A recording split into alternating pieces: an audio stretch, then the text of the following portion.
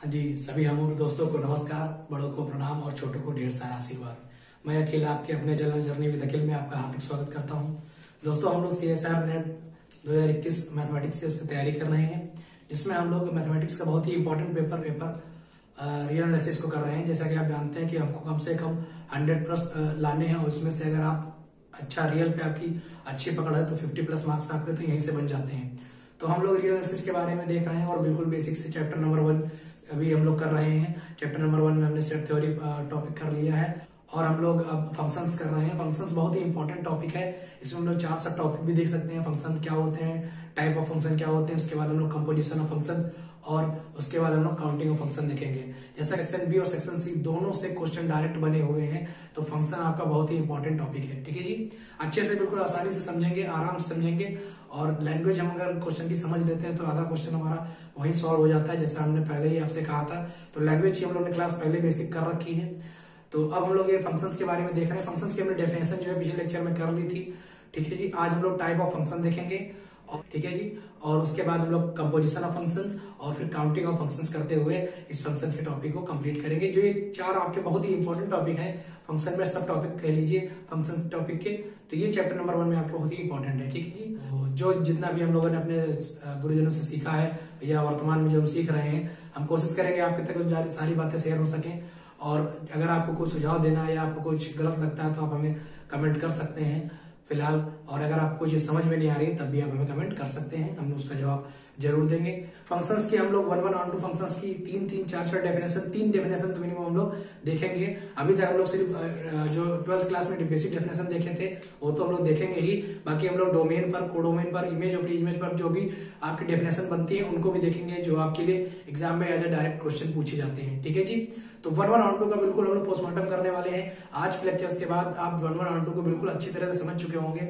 ठीक है जी, तो चलिए जर्नी स्टार्ट करते हैं।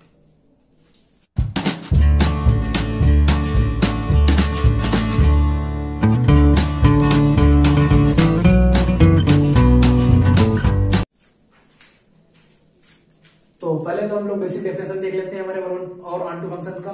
तो 1 फंक्शन को हम लोग क्या कहते हैं, अब है A to B is called injective. 1 को हम लोग इंजेक्टिव भी कहते हैं। Injective if f of x1 is equal to f of x2 which implies x1 is equal to x2।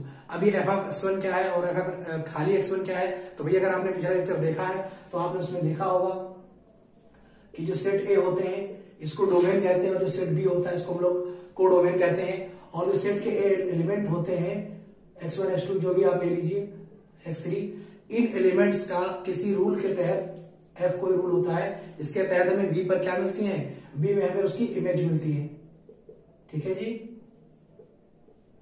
तो ये कह रहे हैं कि किसी फंक्शन को हम 1 कह सकते हैं कि अगर हमारा जो भी एलिमेंट ले रहे हैं, डोमेन से जो भी एलिमेंट ले रहे हैं उसका अगर हम इमेज लेते हैं तो इमेज क्या आना चाहिए। देखिए, अगर हमारी इमेज सेम है तो कह रहे हैं कि वो हमारे एलिमेंट भी सेम होंगे, या अगर ऐसे भी कह सकते हैं कि वो कह रहे हैं कि अगर एलिमेंट हमारे डिफरेंट होंगे तो उनकी इमेज भी डिफरेंट होंगी। सिंपल सी डेफिनेशन है। देखिए थोड़ा अदर लैंग्वेज भी देख लेते हैं। A function A to B is said to be 1 if the different element of a domain A have different image in domain, codomain sorry. तो ये कह रहे हैं कि अगर हमारे A के जो भी हमारा A क्या होता है, डोमेन होता है, इस डोमेन के जितने भी एलिमेंट हैं, पहली बात तो अगर फंक्शन के लिए भाई आपने कंडीशन देखी ही थी कि हमें क्या करना होता है, A के हर एक एलिमेंट को लेकर B में उसका रिलेशन दिखाना पड़ता है। ये तो पहली कंडीशन थी हमारी, और साथ में ये भी बोला था कि B में यूनिक इमेज भी बनना चाहिए। तो वो तो बात अलग है। आप यहाँ पर 1 करने के लिए क्या बोल रहे हैं कि जो आपने एलिमेंट लिए हैं, ठीक है, हर एलिमेंट का इमेज जो है वो डिफरेंट ही होना चाहिए, डिफरेंट एलिमेंट का। अगर इमेज सेम आ रही है तो फिर फंक्शन आ रहे हैं हमारे एलिमेंट भी सेम होने चाहिए। और अगर हमने डिफरेंट एलिमेंट की बात की है तो उनकी इमेजेस भी क्या होनी चाहिए, डिफरेंट होनी चाहिए। तो ये होता है हमारा 1 फंक्शन, मतलब हर एक एलिमेंट का इमेज केवल एक ही मिलना चाहिए। ठीक है, जैसे अगर बात करें 1 2 3 ABC, ये मान लीजिए हमने बना दिया, तो क्या हमारा ये 1 फंक्शन है। देखिए 1 की इमेज कहां जा रही है, A पर, 2 की इमेज कहां जा रही है, B पर। तो अगर हम बात करें, मान लीजिए हमारा A था, ये B था, ये F था, तो हमारा अगर f of 1 की बात करें तो कितना आ रहा है, A आ रहा है। f of B की बात करें वो सॉरी f of 2 की बात करें वो कितना आ रहा है, बी आ रहा है, सॉरी अगर हमारा 3 छूट गया तो ये फंक्शन ही नहीं बना, तो हमें 3 का भी इमेज दिखाना पड़ेगा और 3 का इमेज हम कहां पर ले जा रहे हैं, सी पर ले जा रहे हैं। तो ये f(3) जो हो गया ये हमारा कहां पर जा रहा है, सी पर। तो हम यहाँ देख रहे हैं कि हमारे डोमेन के हर एक एलिमेंट का जो इमेज है वो डिफरेंट बन रहा है, अगर हमारा एलिमेंट भी डिफरेंट है, ठीक है। तो ये हमारे सिंपल से डेफिनेशन था।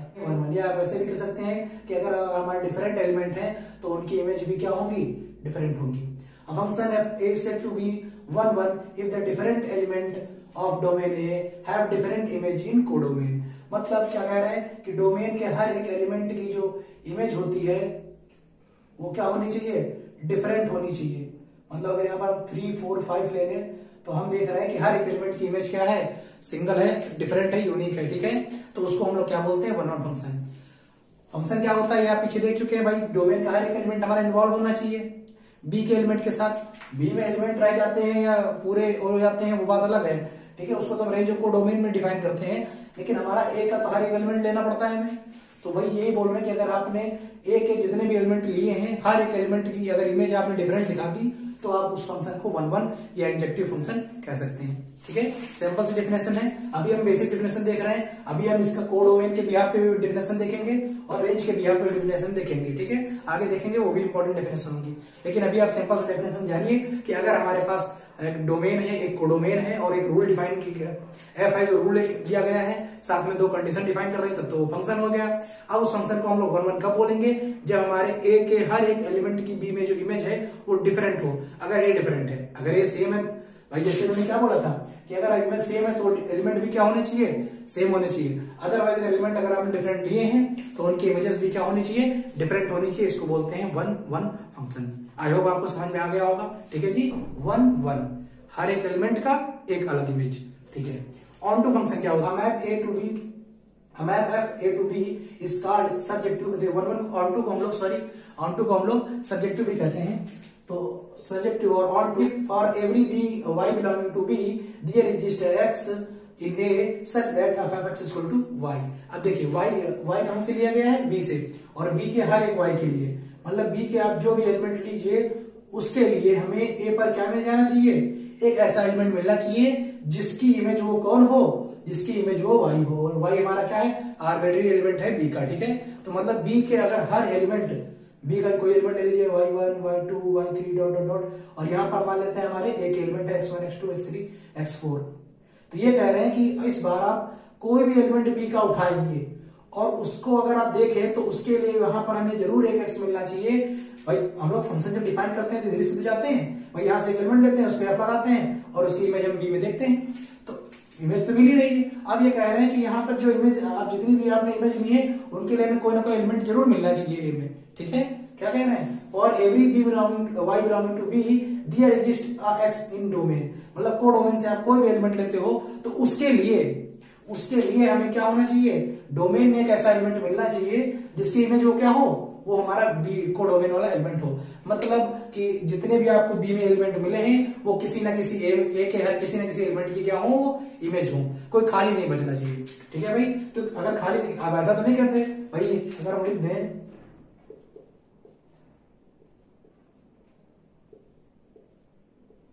अब क्या ये फंक्शन नहीं है, भाई ये फंक्शन तो है, फंक्शन की प्रॉपर्टी डिफाइन कर रहा है कि नहीं। देखिए फंक्शन की प्रॉपर्टी क्या थी कि भाई डोमेन का हर एलिमेंट इन्वॉल्व होना चाहिए बी के साथ, देखिए हर एलिमेंट इन्वॉल्व है।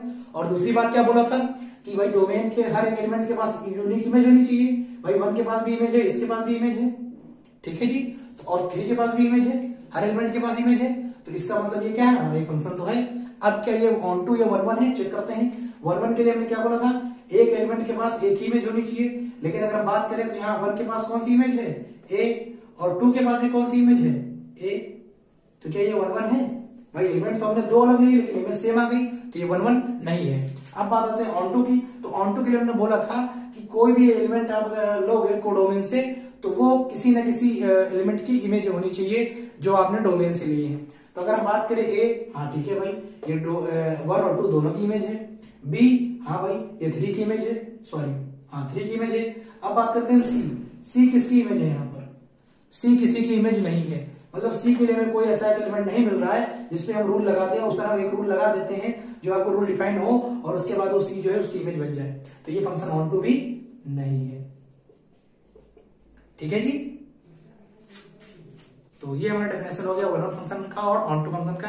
एक बार हम आपको समरी दे देते हैं, उसके बाद हम लोग इसका आगे के जो 2-3 फंक्शन है वो देखेंगे और इनकी हम लोग वो इमेजेस डेफिनेशन देखेंगे। ये डेफिनेशन हमारी 12th क्लास की डेफिनेशन थी जो आपने 12th में पढ़ रखी है। अब हम लोग इमेज और प्री इमेज के बिहाफ पे मतलब कोड डोमेन की तरफ से डेफिनेशन भी देखेंगे जो आपके एग्जाम में डायरेक्ट पूछी जा सकती है और डायरेक्ट अगर लिखी होती है स्टेटमेंट तो उन्हें हम समझ सकते हैं। तो सिंपल सा पहले एक बार डेफिनेशन सुन लीजिए। वन वन फंक्शन का मतलब क्या है कि डोमेन के हर एक एलिमेंट की जो इमेज है वो अगर डिफरेंट एलिमेंट है, हर डिफरेंट एलिमेंट की इमेज जो है बी में डिफरेंट होनी चाहिए, वो वन वन फंक्शन होता है। और ऑन टू के लिए हमने बोला था कि जो कोड डोमेन है उसका हर एक एलिमेंट, कोड डोमेन के हर एक एलिमेंट के लिए डोमेन में एक एलिमेंट मिलना चाहिए जिसपे हम डिफाइन करें तो वो जो हमारा एलिमेंट है इसकी क्या बन जाए, इमेज बन जाए। मतलब ये यहाँ की जितने भी एलिमेंट हैं वो एक किसी न किसी बी के जितने मतलब कोड डोमेन के जितने भी एलिमेंट हैं वो एक किसी न किसी एलिमेंट की क्या होनी चाहिए, इमेज होनी चाहिए। अगर बी के सारे एलिमेंट आपने इन्वॉल्व कर लिए हैं तो उसको हम लोग क्या बोल देते हैं, ऑन टू।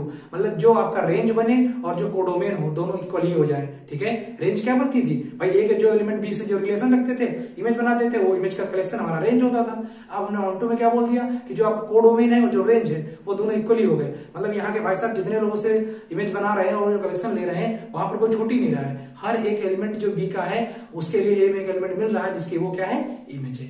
तो ये हमारी डेफिनेशन हो गई वन वन की और ऑन टू की।